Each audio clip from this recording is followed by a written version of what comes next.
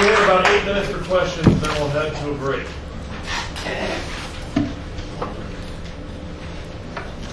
Well, just to take the opportunity to ask a question, will somebody be dealing with families with conflict? I mean, I guess about 50% of us have, families that are stressed in some way. Or more than one way.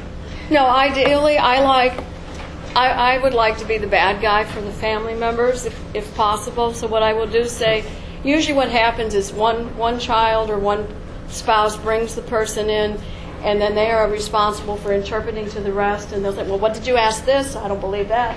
And that person's kind of put on the hot seat. And I try to keep that person strong who's doing some of this task and say, why don't you have everybody come in and we'll talk about it. I'll facilitate it. We can kind of look at it. Because I think there are roles in the family. I used to have that there was a sacrificial daughter who did all this. There was, oh, my wonderful son, who could do no wrong, and the daughter's going, and so these are these little dynamics, but they can be extremely difficult to play out. And I will say, let's come in and have everybody come in, or at least most of them who can come in, and let's talk about what the concerns are, what your wants, what's your issues. I also tell people, I said, this is the hardest thing you've ever done. You may need to get your own therapist or learn some healthy selfishness, is what I call it, that do you take care of yourself? Are you eating? Are you exercising? Pardon? Are you sleeping? We do know that in some situations, the healthy or the caring caregiver, if it's a spouse, may die before the person with the condition because of the stress of the caregiving or trying to be the spokesman.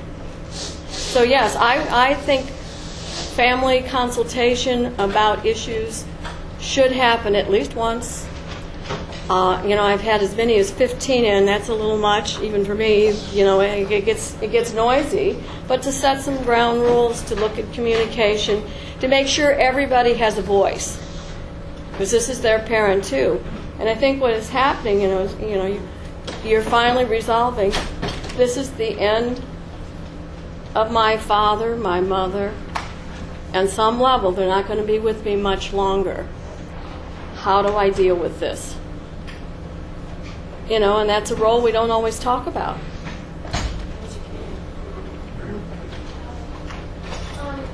These ideas are really ideal, but I think a lot of people in nursing homes, when they have to fit this program, and I've had people I visit that won't eat because they've never liked to eat at 5 o'clock. They've always eaten late, or they don't want to eat an early breakfast. I have one friend that he cannot take cold water, and they can't get to the point of giving him these pills with warm water, so he can't swallow them. And I tell them all the time, try this, try that, but most of the staff is underpaid, and they I understand. Their thing. So well, I think there's a couple things. In every nursing home or every facility, there is someone who can get someone to eat. There's some skill, there's an expert within there. Things like that. I have she would kill me for calling her aging. An older cousin of my husband who lives alone and is in almost 90. Walked the rainforest about 3 years ago. So she's kind of the woman we all want to be. She does not. She's also an environmentalist, so there's a whole list of things we can't serve or eat because they're endangered. But she wants lukewarm or warm water. Hurts her teeth. Never liked it. I asked her because she fell. I said, do you have any ice cubes? And she was like, no. Okay. I said, do you have something in the freezer we can put on your arm? I think, there are some things that needs to be part of the treatment planning. That someone show up at the treatment planning that this is a dietary issue. This is, can we have a case of bottled water, the small ones in the room, if he likes lukewarm. There are things in nursing homes, some of them are excellent, some of them are rigid. but they can be workable, or if friends bring in what they want. There are some excellent ones. We could talk about that a little bit more if you want to at the break, some of the strategies that one can use. But it is hard. I went in, I wanted my mother-in-law, because I read about probiotics before they were really happening, and the nurse told me it was just wrong. And I said, excuse me? Have you read this? I said it works with antibiotic-induced diarrhea. Yogurt works. There are some issues. The drugs that treat those things come out of the pharmacy budget. Yogurt comes out of dietary and it's cheap. I said, no, I want my mother-in-law to have yogurt 4 times a day. She likes it.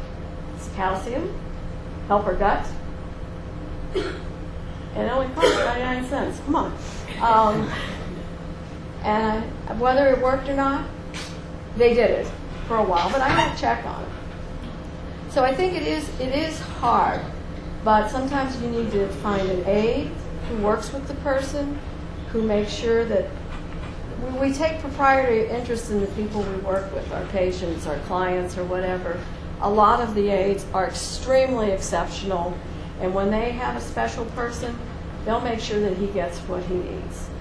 Some homes you can also suggest. One of the first homes that I thought was really cool was in Phoenix, and once a month on a Sunday, family brought in their person's favorite foods, and they had a potluck. Who cares, unless you're diabetic or brittle diabetic, at 95, if you want to eat kumquats for dessert, eat them.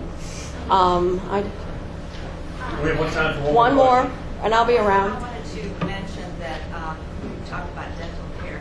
There's a dental school that I go to where they teach the student hygienists how to manage people with limitations. They give them exposure because in the real world they will have people who might be developmentally disabled, or have other limitations, and it's important for them to learn that. Well, there are very few for any physician perfect patients that come in. We all come with, I don't want you doing that. I don't like that. Dentistry that, my dentist says he likes cowards, because he works very well with them. So I think, yes, you're right, but you need to who's the best informant? Are you all? Or another family member who said, Dr. Jones was just right on top of things and I like him. That's better than anybody's referral. But you also should, if you don't like someone, make it known and find someone new when that's possible. Please join me in thanking Peggy Szwabo.